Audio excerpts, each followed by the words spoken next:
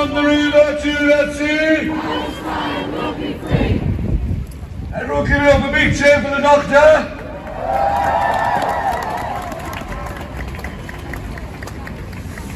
Hello everyone, thank you so much for turning up in the rain and the wet and so close to Christmas. Thank you all so much for turning up week after week. We spoke a couple of weeks ago. I'm one of the doctors that works here. We're two Palestinian doctors. Dr. Abdel is a Palestinian that works in your emergency department. So I want to start first of all by just showing you the beauty of our colleagues here. If you just turn around and I'll show them your flag. So this is a flag that his colleagues at St. James's have made for him, remembering all of his relatives that have died in the last month. So these are just to remember some of the beautiful names of Dr. Abdelal's family. So we've got it's getting smudgy. So we've got Maryam al-Farra, Dan al-Farra, we've got Hatem al-Farra, Hisham al-Farra, Hadil al-Farra, Dil al-Farra. So as you can see, a lot of these girls, Sara al-Farra, all of these beautiful souls are all women and children. How many of these? It's like 16 have died all in one airstrike, and these are all of his cousins and relatives. So this is real. These aren't just statistics and numbers. And I think sometimes we lose sight of this. 8,800 babies have died now. Over 65% of the casualties are women and children. So we're not going to talk politics. We're just going to go completely down to basics and just humanity. You know, us Palestinians, we are storytellers. From when we're born, we were told that the occupation was built on the premise that the old will die and the young will forget. And so we are prolific storytellers. So I'm going to tell you some stories.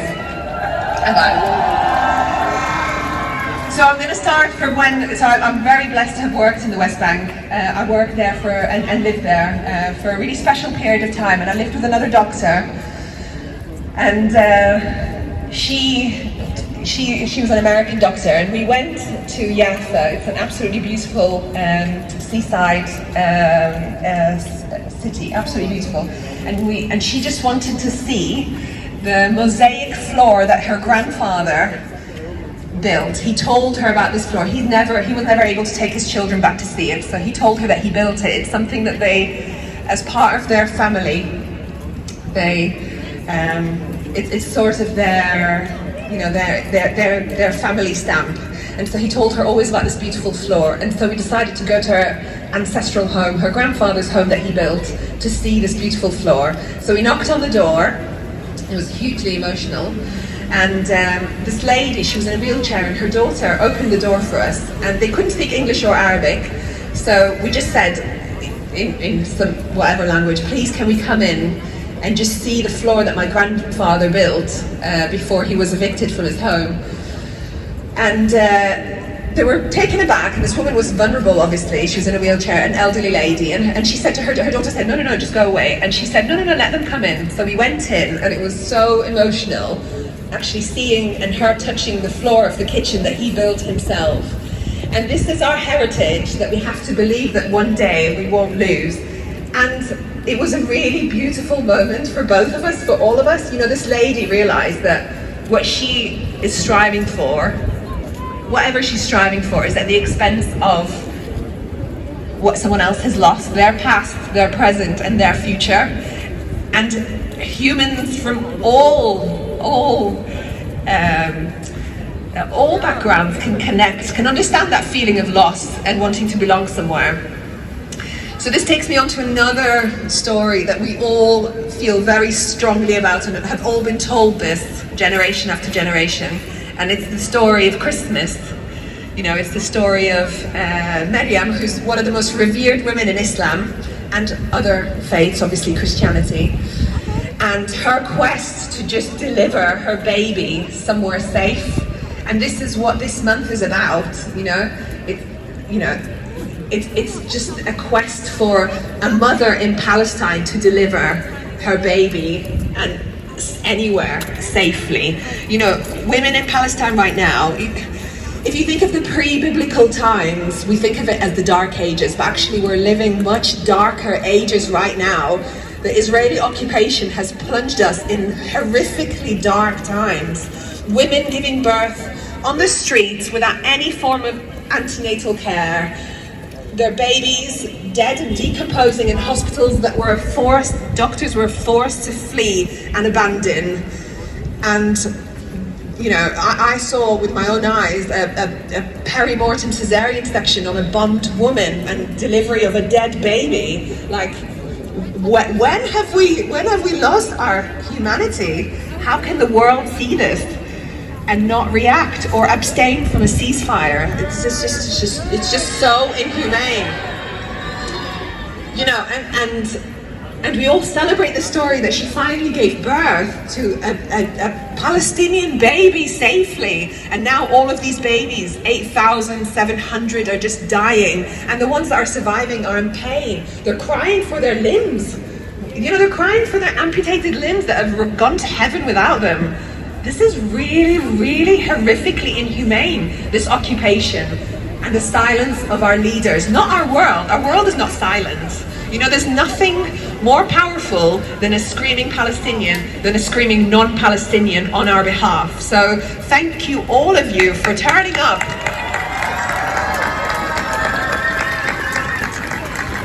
Dr. Abdullah, do you want to say something? I know it's... As my colleague said, thank you very much for coming. It's been more than 60 days, and mashallah, you're still turning around. Are you tired?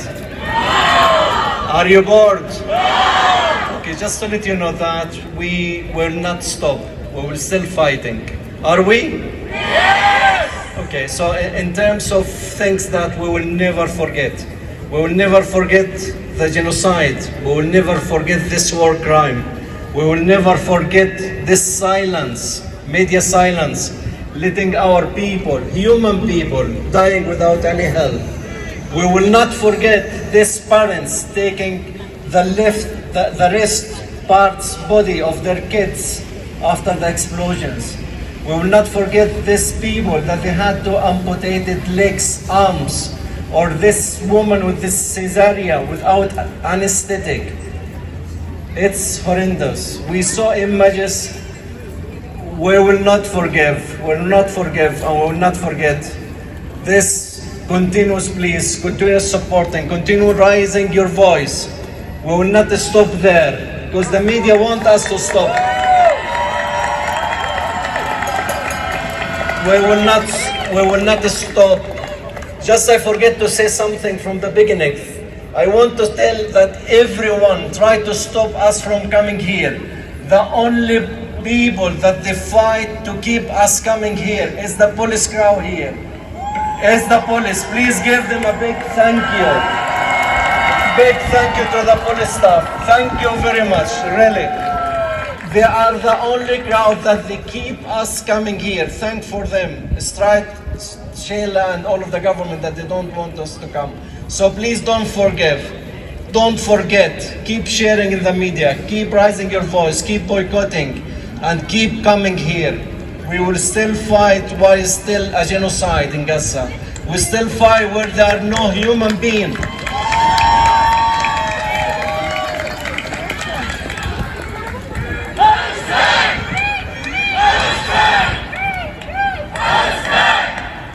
Thank you very much.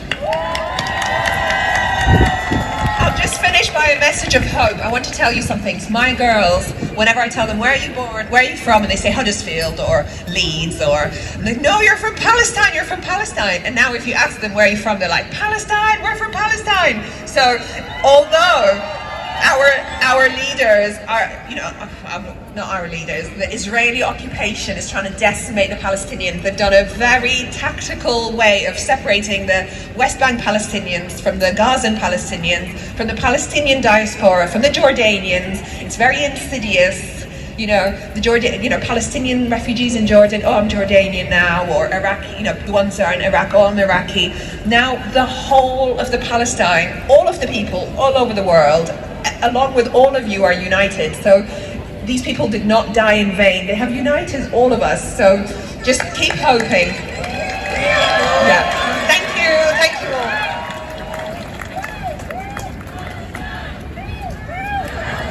From the river to the sea. From the river to the sea.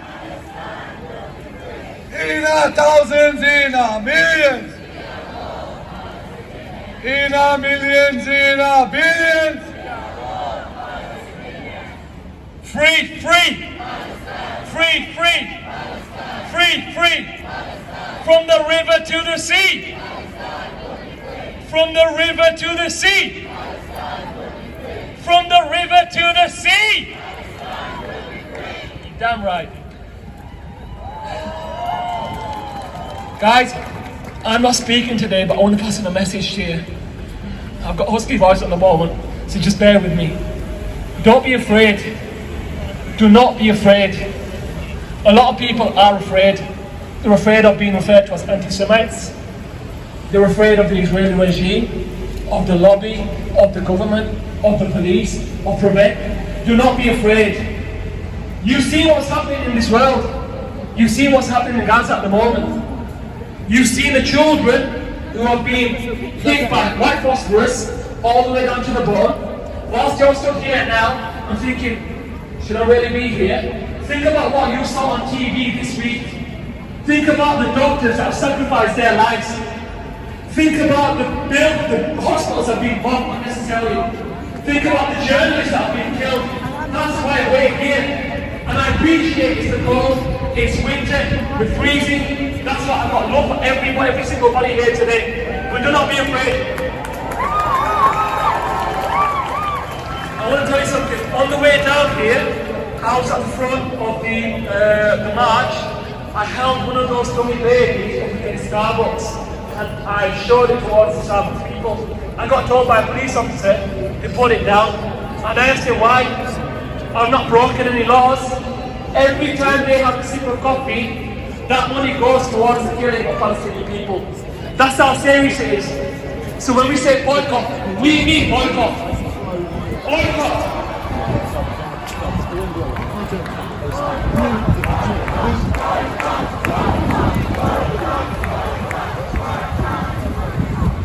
I appreciate it's going to be cold. Some people are going to enjoy your Christmas. Some people are going to have time off with their families. That's fine, but remember, we have got the power of social media. What I'm recommending is mobilise, network, share your skills, share your experiences. This is not a selfish cause. This is a cause for mobilisation, for teamwork. We need to network with each other. We can start a grassroots approach to tackle this from the bottom up, from day to day. We can set that spark. Why not? We live in Britain.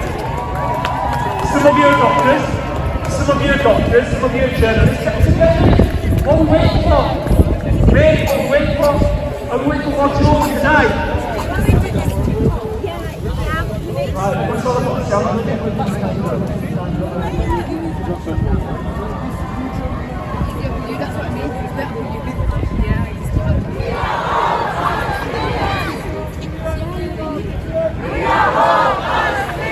Guys, I just want to introduce the next speaker. I've got Shay from Ireland. He's going to speak next. Thank you. Hello. My name is Shane Campbell and I'm here talking to you as a member of Irish Political Party in Ireland. Thank you. We're a Republican Party and we believe in a free and independent Ireland, and we view the Palestinian struggle for freedom as absolutely linked to our own, and we will stand by you every step of the way. And well done to everyone for coming out again today. What we are doing is important. Our contribution is important. As Israel continues in their efforts to wipe out the Palestinian people, they wish for nothing more than for us all to turn a blind eye, for us to all lie down, for the entire world to turn the other way and allow them commit a genocide in front of our very eyes. But by coming out here today, we are saying that we will not let that happen. The first time I spoke with you, I spoke about the Irish shop workers whose protest and resistance eventually led to the 26th county Irish government banning the import of goods from South Africa. Similar actions around the world brought such pressure on that South African regime that their evil apartheid state crumbled. That was simple resistance by ordinary people like ourselves. We have power. But that process in Ireland took 8 years. This will not be a short fight, and we need to be ready to commit to this for the long haul. We need to bring these numbers out into the streets week after week, month after month, for as long as it takes. The great Irish Republican patriot and martyr Bobby Sands once said that everyone, Republican or otherwise, has their particular part to play. No part is too great or too small, and this is our part to play. We must continue our boycott too. Simple actions, but with great power. This is how we can strike back against the Israeli occupation. In Ireland, one of our major sports brands, O'Neill's, has removed Puma products from their stores following protests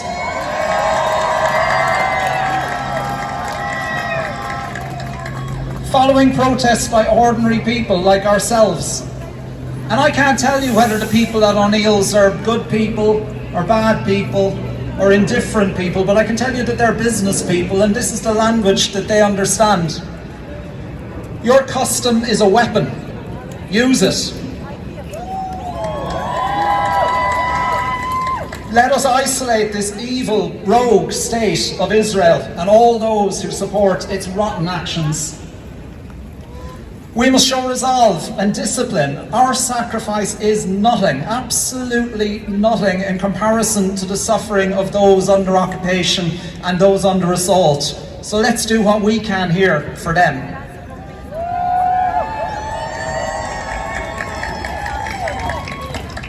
And I can't finish up without honouring the sacrifice of those on the ground in Palestine. All those who have died are heroes and martyrs. They have not deserved this slaughter. Their only crime is being Palestinian. But amongst the horror, we must try and see hope. Terence McSweeney, who died on hunger strike in the cause of Irish freedom, once said, "It is not those who can inflict the most, but those who can suffer the most, who will conquer."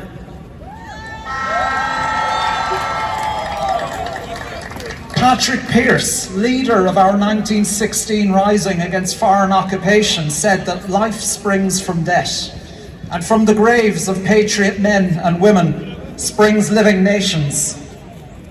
Let us remember every innocent soul lost, not just in the last few months, but over the entirety of this decades-long campaign of terror.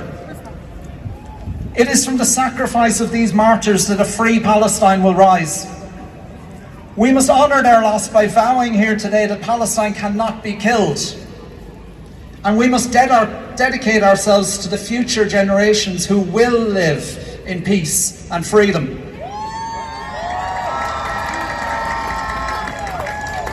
I'll close with a vision laid down by Bobby Sands as he approached his death on hunger strike. Our revenge will be the laughter of our children. Thank you very much. Gareth Mila Mahagat. Free, free, free, free, from the river to the sea, from the river to the sea, from the river to the sea.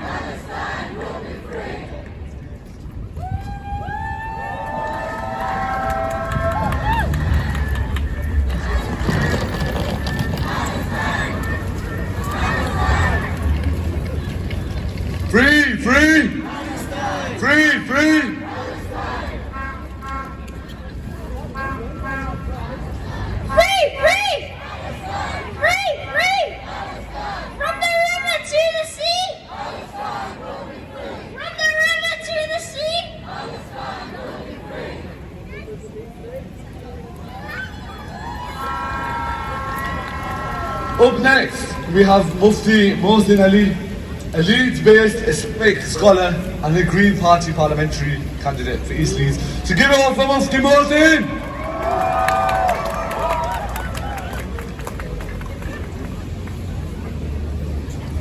Assalamu alaikum wa rahmatullah. We've had 62 days of massacre. We've had 62 days of non-stop bombing, non-stop killing of children, women, adults who were completely innocent civilians. Yesterday we saw young men herded into vans, stripped naked.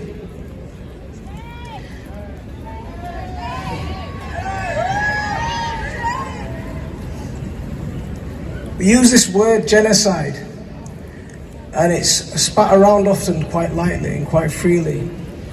But what's going on right now, according to Professor Raz Segal, an Israeli historian and academic, he says this is a textbook case of genocide. And let's look at the definition of genocide. I don't normally write things down, but I've had to write things down so I can remember the definition. So the definition of genocide: the intent to destroy in whole or in part a national, ethnic, racial or religious group. It gives some examples. So killing members of that group. Can you see killing members of that group going on? Serious bodily harm or mental harm.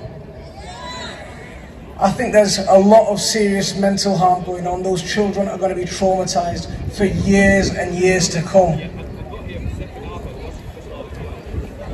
It's a war against the children. It's a war against children.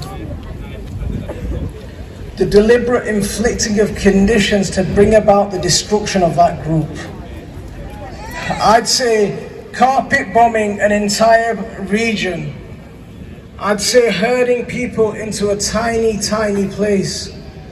One of the Israeli ministers was on TV saying they've put tents and they've made provisions in a place called Al-Muwassa. Sky News exposed it the very next day. Al-Muwassa is a barren wasteland. There's no tents, there's no provisions. So if they're expected to go there, what are they expected to go there for? They're expected to go there and die.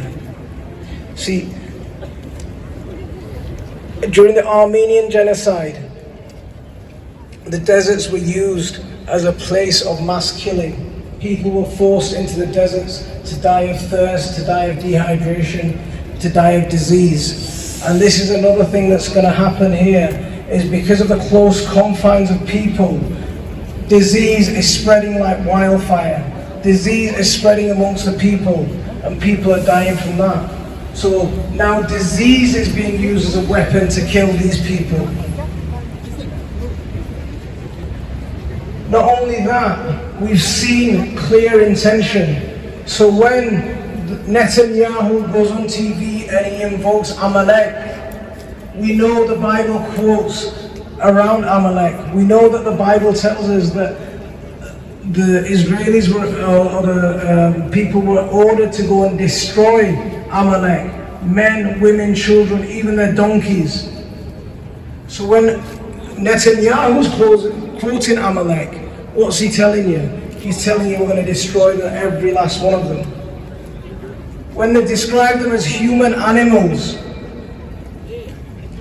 they're dehumanizing people. So when they die, the people around who've heard the term human animals, they don't care. We lose that sensitivity to them. Do we care? Do we care? See, there's a deliberate attempt to destroy the intelligentsia. There's a deliberate attempt to kill doctors. There's a deliberate attempt to kill academics, to kill teachers, to destroy the cultural heritage of these people. A few days ago, the oldest mosque in Gaza was bombed. Now, when they're targeting cultural infrastructure like this, they're trying to destroy the future of people and set people back generations because the people who teach are gone. We need to learn, we need to continue our history, we need to learn every detail about what's going on right now because we need to tell the next generation. Now, I've been coming on these demonstrations for over 25 years. I don't want to come on these demonstrations for another 25 years. There's people who've been coming on these demonstrations for even longer. It needs to stop. We need to see a resolution to this situation in our lifetime. When I talked about, when they use the language around human animals and they use the language around Amalek, and they're using this dehumanizing language, it's all based on racism, it's all based on hatred of black and brown people, it's all based on Islamophobia. See, they've got Islamophobia to such an extent that they'll kill Christians and people won't bat an eyelid because they think they confuse them with Muslims. Because they hate Arabs so much, they kill Christians and they think, oh, all Arabs are the same, and they don't realize that Arabs are Christians, Jews and Muslims. They've created a climate of Islamophobia so much. They killed 1 million Iraqis. They destabilized Syria. They destroyed Libya. When will the West realize we don't need their interference all over the world?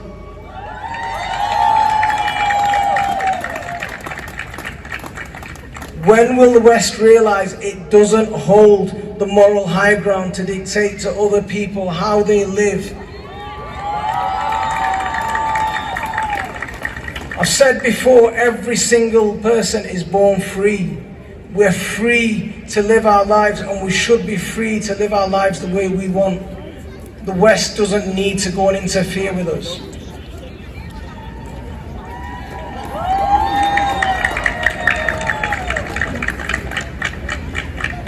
Our governments here are complicit in this genocide. The Tory party, the Labour Party, they're complicit in this murder of children. And they call it a war. It's not a war, it's a massacre. It's a war against children. It's a war against ordinary people. It needs to stop.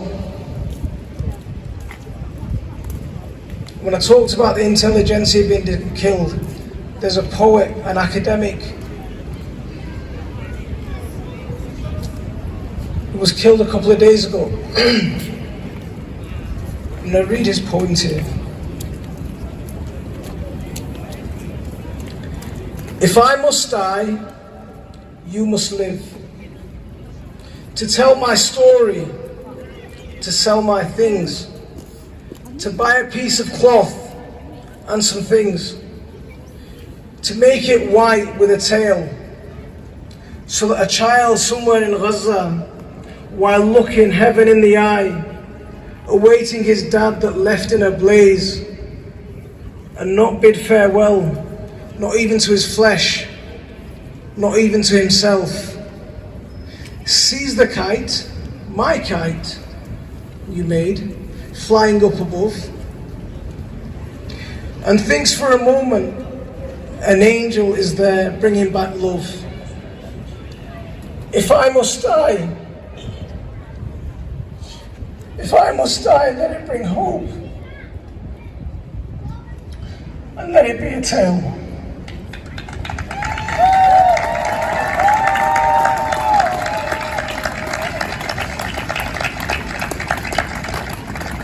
Free, free!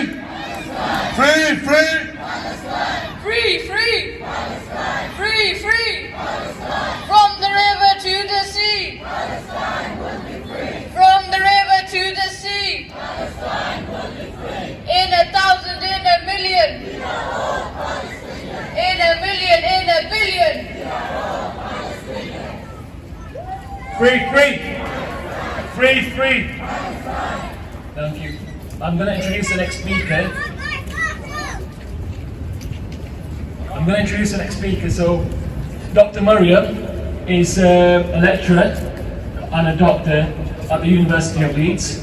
I would ask everybody to please pay heed to what she has to say at the moment, because she has expertise in public health issues on a global level. So she will tell you about the situation in Gaza and about the public health pandemic in Gaza. So I'm going to hand it over to her. Thank you.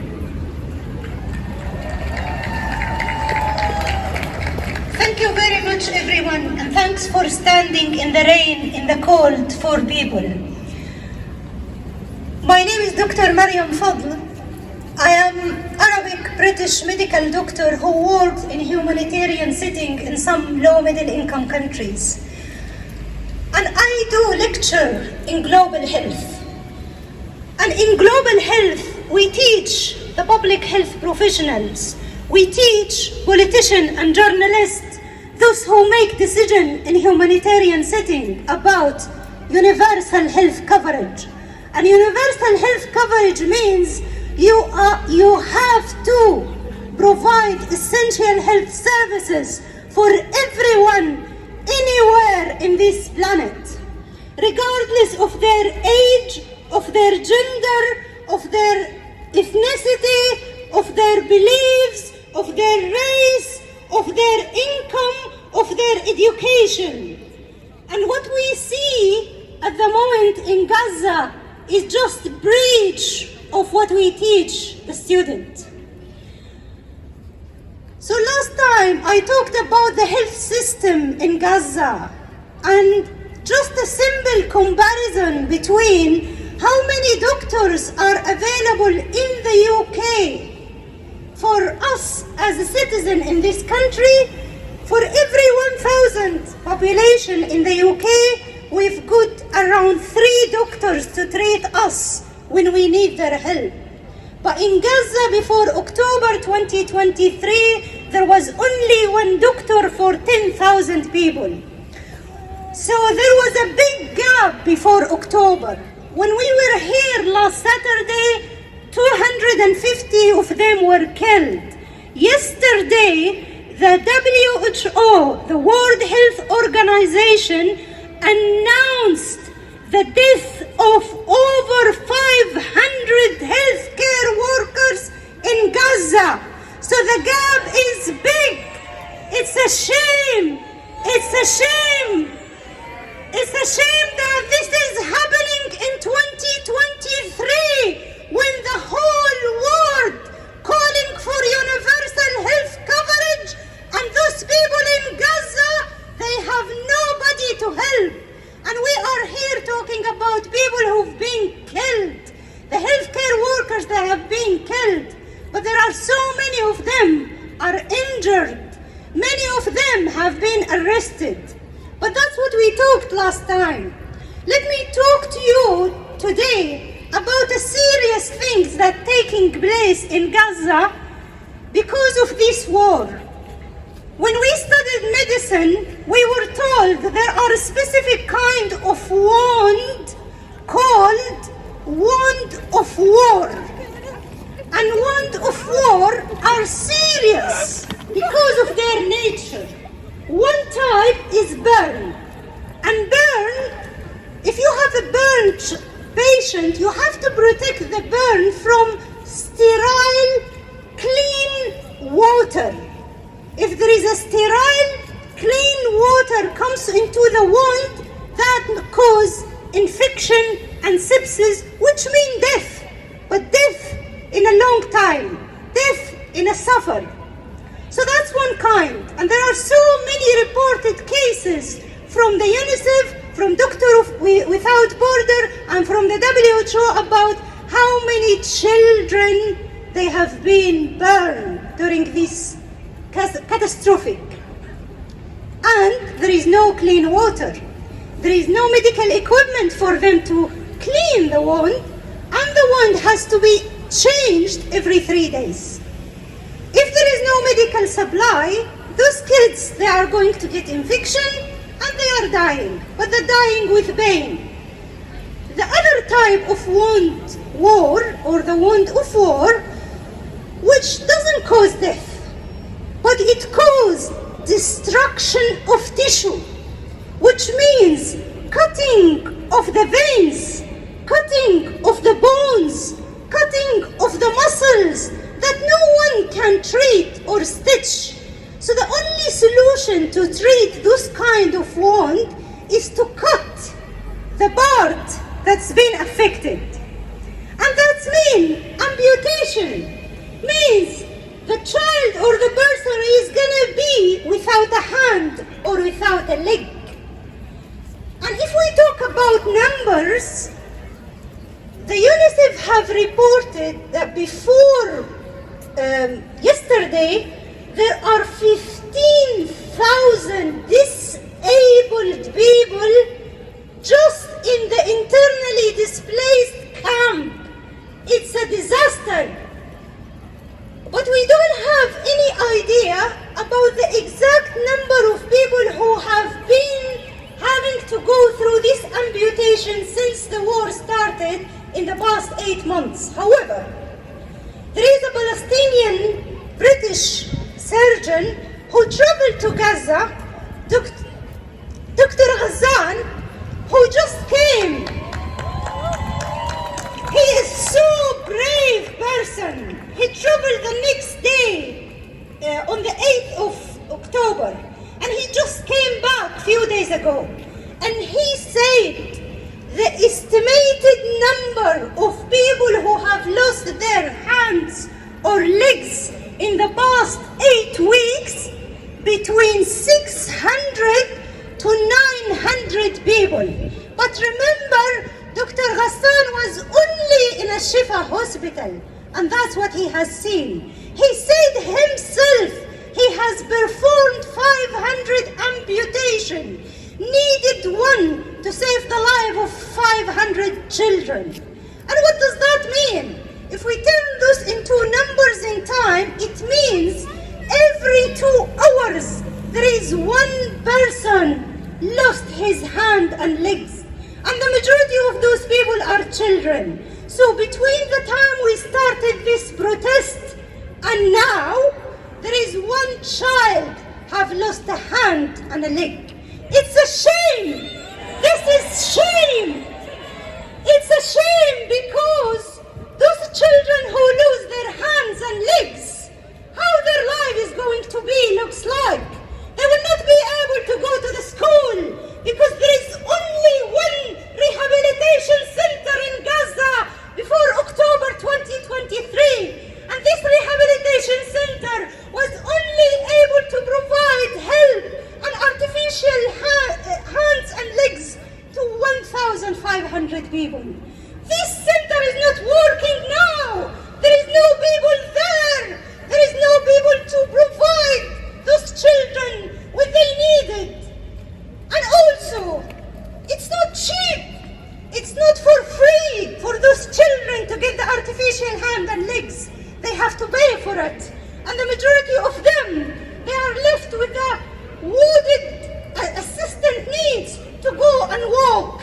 Imagine if we are healthy and trying to walk in Gaza, in this rubber, in this destruction, we will find it difficult as a normal people. What about those people who have no help? It means they will not go to school. So amputation was those children to be illiterate, to be out of school, while our children, they go to school every day. And when they don't get the chance to be educated, they will not have a chance to have a proper job. And that drives them into poverty, because no one will employ a person who is not physically capable. So it's a disaster what's going on. It's a shame that we still think, shall I come to this protest or shall I stay at home? It's responsibility. We share responsibility toward those people. We should come every week until this genocide stops. Those people are not numbers. Their numbers, it's really huge. For every 2 hours, for a child to lose a future, it's a disaster. But also, every one of those children has a dream. And taking the leg of a person is killing of that dream. And let me tell you just what I heard about 3 people whom their story is being published in the Doctors Without Borders website, which is can go and find. Ahmed, Bigger than Ahmed is 14 years old Jewish from supremacy Khan against and the he world. dreamed to be a footballer. No, And many of our children dream to be a footballer. We are tired of sending our children every single week to football club or football competition. And this poor Ahmed, he wake up to find himself on the floor of a Shifa hospital and he couldn't find his leg. His cousin said, I'm sorry that this has happened to you, but Our governments, are you not? your part of your body They has gone to control paradise. everything. He said, Get your head out why? your arse. I should They have control gone with everything. my leg to the paradise. My dream is gone. It's a shame. And Ahmed is not alone. Ahmed is not alone. There are so many boys. Their dreams has been gone. The last thing I'm gonna tell you is this story of Layan. Layan always wanted to be a medical doctor, and her hand is being cutted, and she was told by her mom, don't worry Layan, we'll give you an artificial hand. She said, I don't want false hand. Please give me my hand. I had a dream to be a surgeon, and now I cannot perform a surgeon. So those people are really victim, and they deserve we come here every week to say, by the sake of humanity, cease fire. By the sake of any value this humanity have believed in, we call for a ceasefire. For the equity, we call ceasefire. Ceasefire now! Ceasefire now! Ceasefire now! Ceasefire now! Ceasefire now! Thank you. Thank you very much for listening. Free, free,